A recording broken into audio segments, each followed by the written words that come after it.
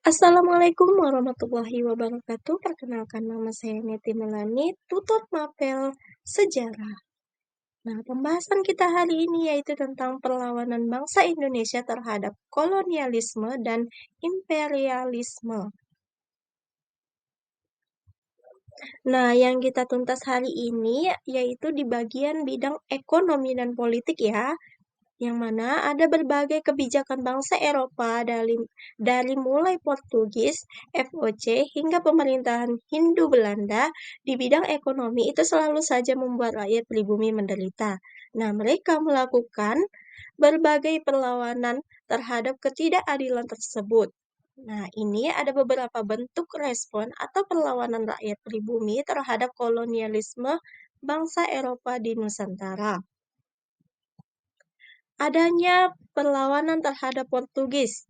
Nah, perlawanan ini terletak di Kesultanan Ternate, Kesultanan Demak, dan Kesultanan Aceh.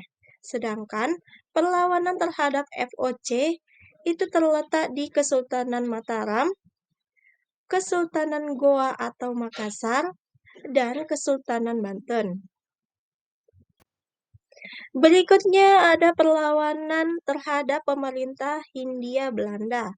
Nah, perlawanan terhadap pemerintah Hindia Belanda ini terdiri dari yang pertama itu ada peristiwa perlawanan rakyat Maluku, itu yang dipimpin oleh Kapitan Patimura pada tahun 1817. Yang kedua, pemerintah perlawanan rakyat perlawanannya itu di bagian rakyat Jawa yang dipimpin oleh Pangeran Diponegoro. Nah, itu pada tahun 1825 sampai 1830. Dan yang ketiga yaitu peristiwa perlawanan rakyat Palembang yang dipimpin oleh Sultan Baharuddin, itu pada tahun 1811. Yang keempat, adanya peristiwa perlawanan rakyat Sumatera Barat dan Perang Padri itu dipimpin oleh Tuanku Imam Bonjol pada tahun 1803 sampai 1838. Yang kelima, ada peristiwa perlawanan rakyat Bali yang dipimpin oleh Pati Kutut Jelantik itu pada tahun 1844. Yang keenam, peristiwa perlawanan rakyat Kalimantan yang dipimpin oleh Pangeran Antasari itu pada tahun 1859 sampai 1905. Nah, yang ketujuh, adanya peristiwa perlawanan rakyat Sumatera Utara itu dipimpin Sisingamaraja pada tahun 1870 sampai 1907.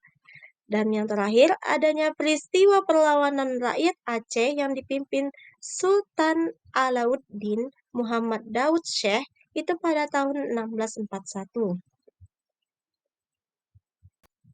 Yang kedua, sosial dan budaya yang terletak di gerakan sosial di tanah partikel, kemudian gerakan mesianisme, kemudian adanya gerakan samin. Nah, perwujudan dari protes sosial ini sering diperkuat dengan kepercayaan agama yang telah mengakar di dalam tradisi kehidupan masyarakat tradisional. Contohnya, adanya harapan tentang akan hadirnya seorang Mesias atau penyelamat, atau bisa juga dengan Ratu Adil yang akan memberikan pertolongan kepada mereka. Yang kedua, sosial dan berikutnya seni sastra dan pendidikan. Nah, pada tahun 1860, Edward Dawes Dekker itu menciptakan seni sastra yaitu Max Havelaar dan lain-lain. Sedangkan yang di bidang pendidikan itu ada pada tahun 1922 membuat Taman Siswa. Baik, sampai di sini dulu pembahasan kita. Akan kita lanjut pada pertemuan berikutnya. Saya ucapkan terima kasih. Wassalamualaikum warahmatullahi wabarakatuh.